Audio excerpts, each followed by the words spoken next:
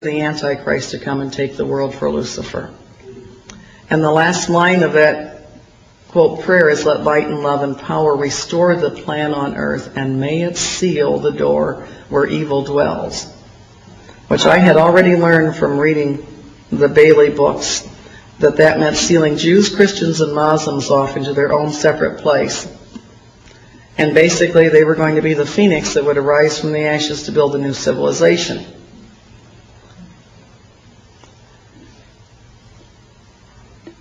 Woman delegates came back. The crowd was starting to thin out. It was getting close to 11 o'clock at night. He'd started at 6 p.m. at night. I guess folks had to go to work.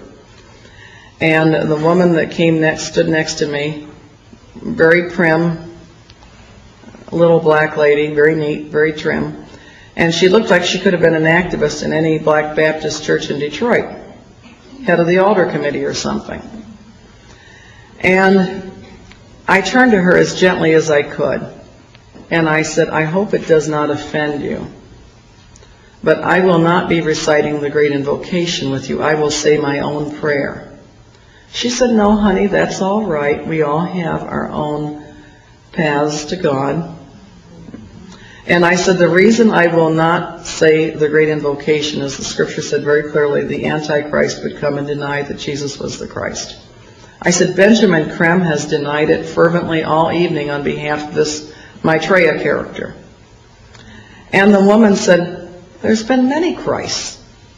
I said, there's been one. His name is Jesus. And they turned from rows around and looked at me like I was from outer space. This is the church that the same area where Marianne Williamson later went to become guru and head of a large Michigan Unity church, and many of the same people were in attendance. And this was the Palmer Park church. She took the Warren church. At any rate, Benjamin Creme came in, and he promised the group they were going to recite the great invocation, and then he was going to have a transmission from Maitreya the Christ as soon as that thing was over.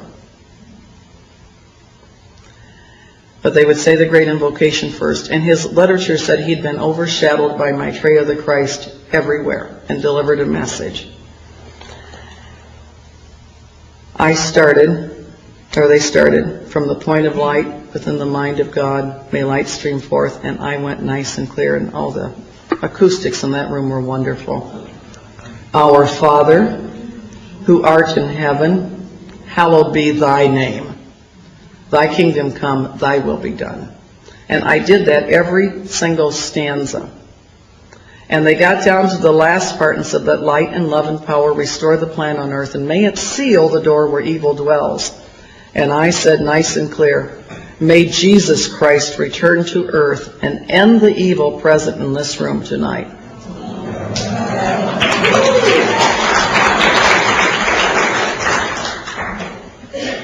Well, the funniest thing happened, or may I say it didn't happen, and this was the spookiest thing of the whole evening. Benjamin Creme waited and waited and waited. It was clear he was not faking it. He was waiting for something to happen that never happened. This thing did not come and overshadow him. He dismissed the crowd and said, that will be all.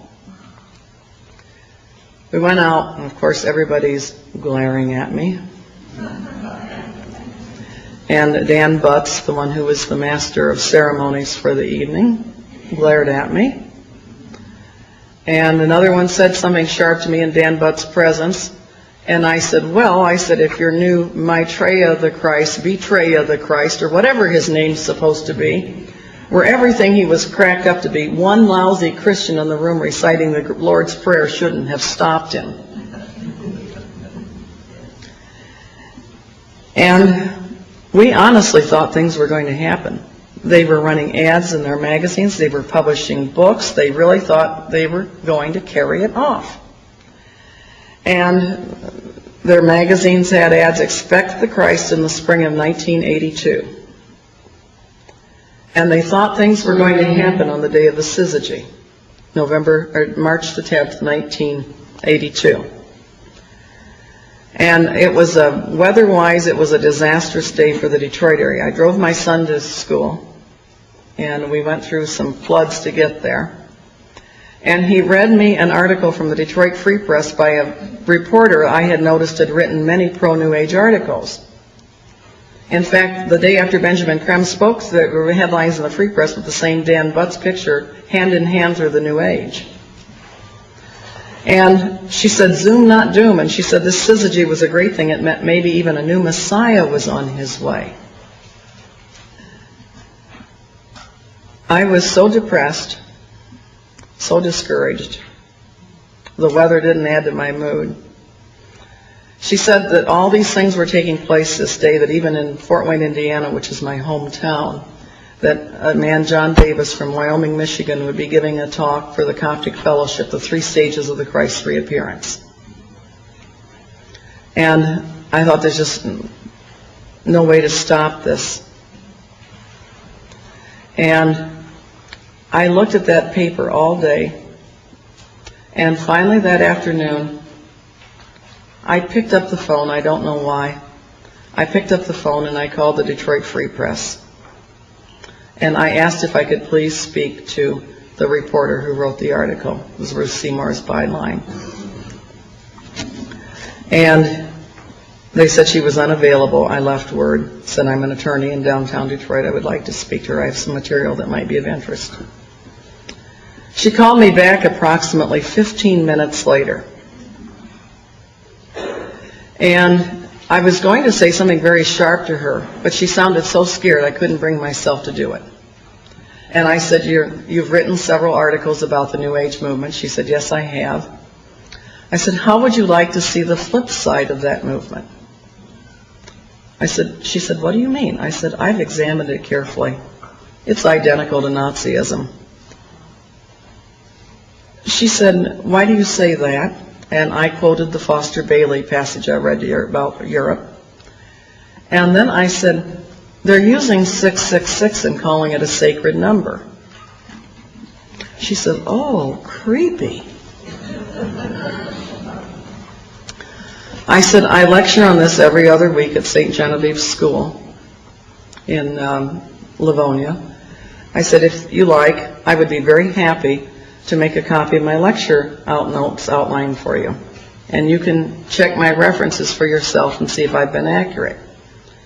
She said, "No, if it's all right with you, I would like to come over to your office right now and look at your materials." I said, "Fine." And she came in. She looked like one of the original Flower Children left over from the 60s. And I'm not saying that to put her down. And we started going through them, and she went, "Wow, wow." She was noticing things I wasn't noticing. And she said, "Look at this, look at this." And she finally said, "Why did you decide to call me today?" I said, "I really don't know." She said, she said, "Knowing what you know about this," she said, "you had to have been only angry at my past work." I said, "Yes." She said, "I'll bet you thought of writing letters to my editors." In fact, I and every other attorney in the office, both Christian and Jewish, were going to write those letters. Several times we'd thought about a writing campaign, a serious writing campaign. She said, "I'll bet you thought of writing letters to my editor." And I said, "Yes, I thought of it." She said, "Well, it's a good thing you didn't. I wouldn't have listened." And then she persisted some more. She said, "What made you decide to call me today?" And I finally said, "Ruth, I really can't explain it." I said, "But I was looking at your article, and all at once I felt it very important that I talk to you immediately." She said, "You don't know it," but she said, 15 minutes before you called, I went to the ladies' lounge of the Free Press. She said, and I knelt down on my face, Eastern style. I probably called her around 3:15, and it was 3 o'clock that they were going to go do their group, whatever, meditations to invoke the Christ that day. She said, I got down on my face, flat on my face, Eastern style, and I was going to pray to Buddha. She said, all at once I changed my mind. I prayed to Jesus. She said, and I prayed that he would send me revelation. She said, look, now I have revelation. And she left my office a brand new Christian that night. And she then was determined that I should